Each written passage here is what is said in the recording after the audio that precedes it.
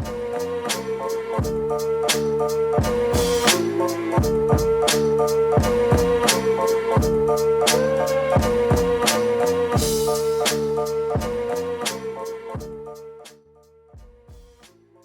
time for another episode of Coffee with April. This time we're gonna talk about these. I'm back, I'm sitting here again, I have a white box in my hand. I did that the first time about a year ago. I was really excited. That was the first time I decided to move into capsules. Why do I do capsules? I do capsules because I believe, or what I see, there's an opportunity to spread specialty coffee or a very, very high quality green coffee to the masses, which I think for the whole value chain in coffee is one of the most important things. That's one part of it. Another part of it is because we're interested in quality and we're interested in looking at products within coffee that we don't consider to be of a high enough quality. Then I get excited.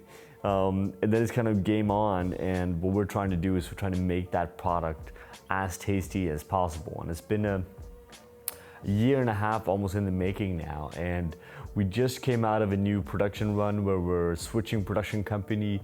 So the way that we do it is that April roasts all of their coffees in-house behind here. Then we ship out the coffee and we'll work with various partners to produce these capsules, which has been a very long process because that's not an easy thing to do. You always end up with this compromise of consistency, quality, and flavor attributes, right? And we're trying to make these capsules as flavor intense, as balanced, and as sweet as possible. And we're really happy now to actually be able to launch these once again. We're launching two different versions. This is one of them. It's a washed processed SL28, SL34 from a process station called Karogoto in Nyeri, Kenya.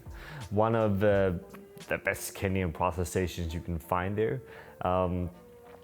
It's an absolutely amazing coffee. We're gonna have tons of blackberry and chocolate in this capsule, which is really interesting.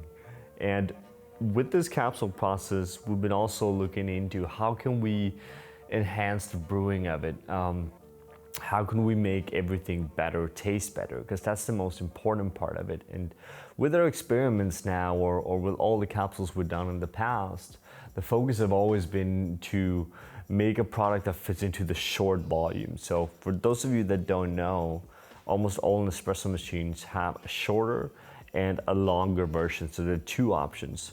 There are new ones now where you can regulate that a bit more, but that's the kind of basic standard model. So we're focusing on making a product that it goes similar or closer to an espresso, and not trying to make a filter coffee or something like that with a capsule, because we yet to kind of make that tasty, even though that might be an interesting thing for the future. But the target here has really been to make, how can we do a tasty espresso that's gonna be consistent at home, it's gonna be affordable at home, and it's gonna come out delicious the way that we want to every single time. Most people do not have an espresso machine at home, but would still love to have an espresso beverage. And these are the kind of people we're catering to. And we think that's really interesting and exciting. There's opportunities and there's obstacles coming with a product like this. We talked about it a year ago as well when we launched that. Is you have two options when you come across a controversial product here. The controversial part being the packaging here.